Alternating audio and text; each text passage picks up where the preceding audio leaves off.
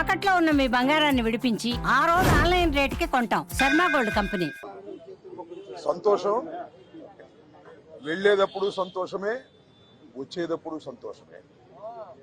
ఎందుకంటే 18 రోజుల పాటు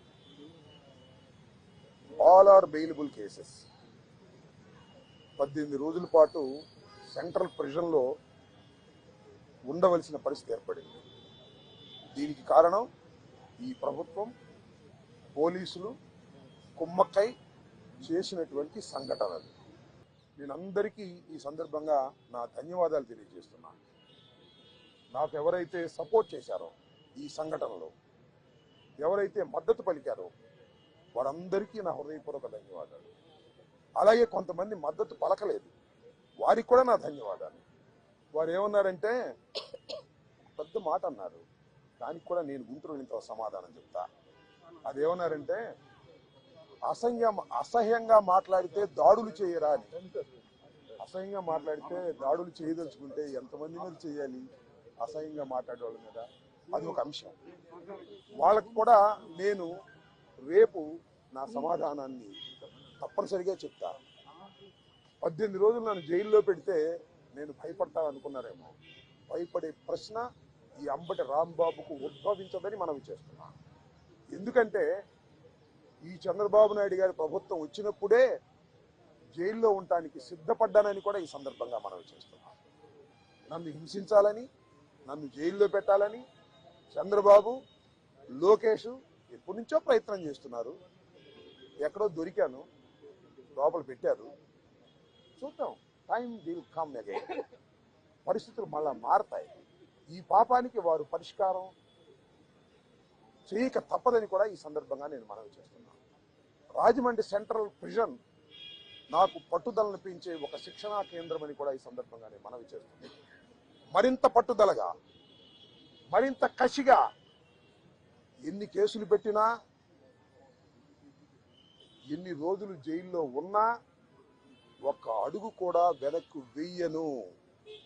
జగన్మోహన్ రెడ్డి గారి నాయకత్వంలో ఈ కూటమి ప్రభుత్వాన్ని ప్రజాస్వామ్యబద్ధంగా కూల్చేంత వరకు ఈ పోరాటం ఆగదు.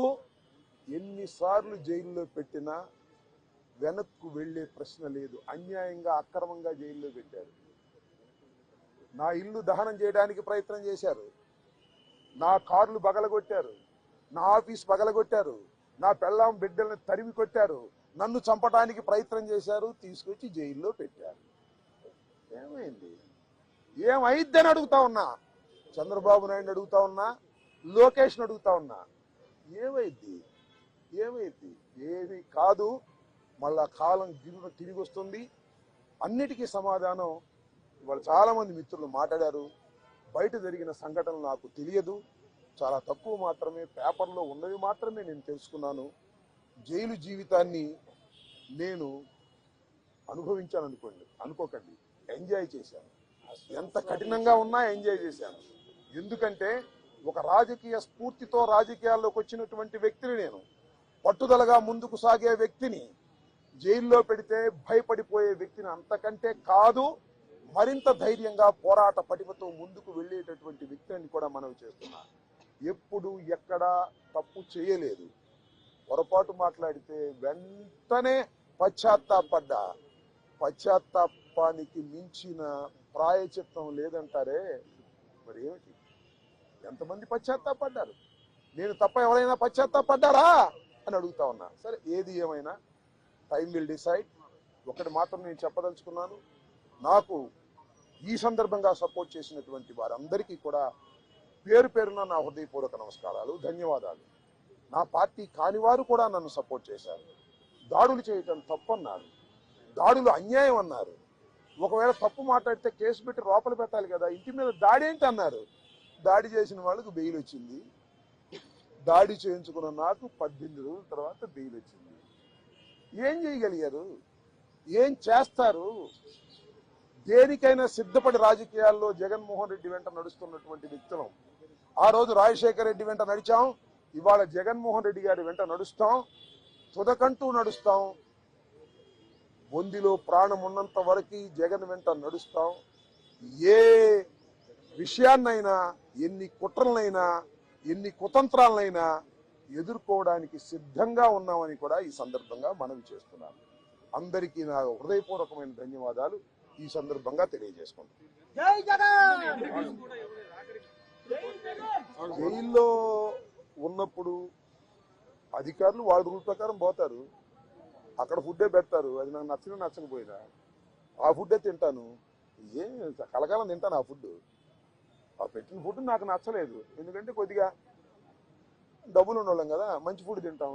జైల్లో మంచి ఫుడ్ కావాలంటే వస్తుందా? కోర్టు వారు నాకు ఆర్డర్ ఇవ్వలేదు. ఓకే, జైలు అధికారులు వారి ప్రవర్తన వాళ్ళది. వాళ్ళు నాకేమో స్పెషల్గా ఏం చూడాల్సిన అవసరం కూడా నేను ఇప్పుడు కోరుకోలేదు, కోరుకోను కూడా. సామాన్య ప్రశ్నలుగానే ఉండటానికి నేను ఇష్టపడ్డాను. కోర్టు ఆర్డర్ ఇస్తే బయట భోజనం తిన్నాం అనుకున్నాం, కోర్టు ఆర్డర్ ఇవ్వలేదు, లోపల భోజనమే తిన్నాం.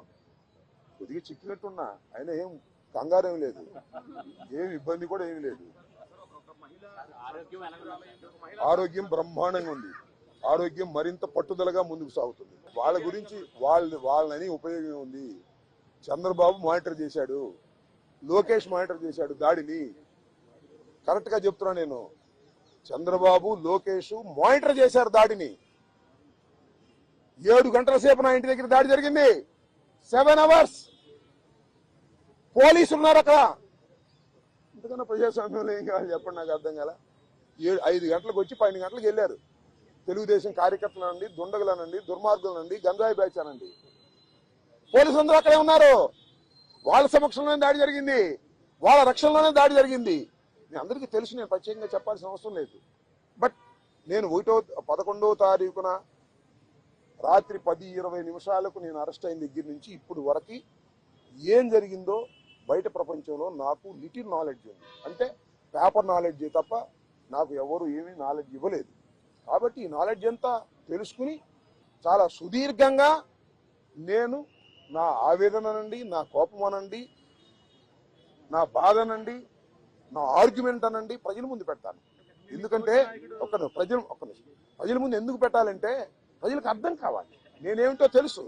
అయినా ఇప్పుడు జరిగినటువంటి సంఘటనలో చాలా పత్రికలు రాసినాయి కదా నా మీద, వాటన్నిటికీ ప్రజలకు చెప్పుకోవలసినటువంటి బాధ్యత నాకు ఉంది. కాబట్టి రేపు చాలా క్షుణ్ణంగా నా జోగి రమేష, అమ్మటి రాంబాబు అని కదా, వాళ్ళ విధానమే వైలెన్స్ లోకి వెళ్ళి భయపెట్టాలని ప్రయత్నం చేస్తున్నారు. జైల్లో పెడితే భయపడతాం అనుకుంటున్నారు, ఇళ్ల మీద దాడి జరిగితే భయపడతాం అనుకుంటున్నారు. భయపడ్డారు, నా పిల్లలు భయపడ్డారు, వాస్తవమే కాదని అంటలా. ఇంట్లోకి వచ్చి నా పిల్లలు, నా మనవలు ఉన్నప్పుడు దాడి చేస్తే భయపడతారు ఎవరైనా. పోలీసులు ఏం చెప్పారు తెలుసా, మీకు ఆశ్చర్యపోతారు. సార్ మీరు పారిపోండి సార్, పారిపోండి సార్ చెప్పారు. రక్షించాల్సిన పోలీసులు ఆ గంగా వెంకటేశ్వర ఆయన తెలుగుదేశం ఆయన పారిపోండి సార్ అంటాడు. మీరు గోడ దిగి వెళ్తారా అని చెబుతున్నాడు నన్ను. గోడ దిగే వాళ్ళకంటే సావటం బెటరాయా అని చెప్పా. అది నువ్వే కదా దాడి చేస్తున్నావు చెప్పా. ఏంది ఇదంతా? అంతా చాలా వికృతంగా ఆటవిక రాజ్యంగా మీరు చేశారు. వీటన్నిటికీ ప్రజాస్వామ్యంలో అన్నిటికీ సమాధానం వస్తుంది ఒక రోజున. వాడికి తప్పనిసరిగా సమాధానం చెబుతాం.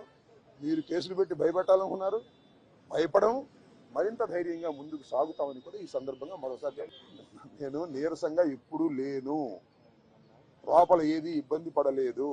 కాబట్టి బాత్రూమ్ దగ్గర జారి కొద్దిగా పడ్డాను, నా అంతా నేను ఎవరి తప్పు లేదు. ఆ బాత్రూమ్లు అన్నీ ఉంటాయి కదా, మనం అలా ఉన్నాయంటే జైల్లో ఎలా ఉంటాయి అలాగే ఉన్నాయి. దాని గురించి పెద్ద ఏమైనా షవర్ ఉందా? లేదు కదా.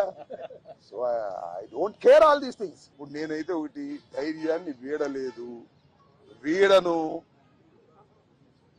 ప్రాణాలకి తెగించే ఉన్నాము. ఎందుకంటే పోలీసులను అడ్డం పెట్టుకుని మనుషులను చంపే అలవాటు చంద్రబాబుకి, లోకేష్కి ఉంది. కాబట్టి వీఆర్ రెడీ ఫర్ దాట్. దాని గురించి ఏం కంగారు పడాల్సిన అవసరం లేదు, భయపడాల్సిన అవసరం లేదు. జైల్లో పెడితే భయపడిపోతాం అనుకునే పిచ్చి వాళ్ళు జైల్లో పెడితే మరింత ధైర్యంగా పోరాడతాం అనే విషయాన్ని తెలుసుకోవాలి అనేది నా భావన. చూశారుగా మీరు, సోషల్ మీడియాలో చూడలేదా? నన్ను తిడతా ఒక ఆమె వీర విహారం చేసింది. వాళ్ళు కళ్ళుండి గుడ్డి వాళ్ళు పక్షపాతంగా వ్యవహరిస్తున్నారు. హోంమంత్రి చేతిలో ఉంది గారి గుడ్డి మైక్ తప్ప. ఆమె మైక్ హోంమంత్రి, అంతా లోకేష్ చంద్రబాబు కదా మానిటర్ చేసేది. ఆమెం చేస్తా పాపం.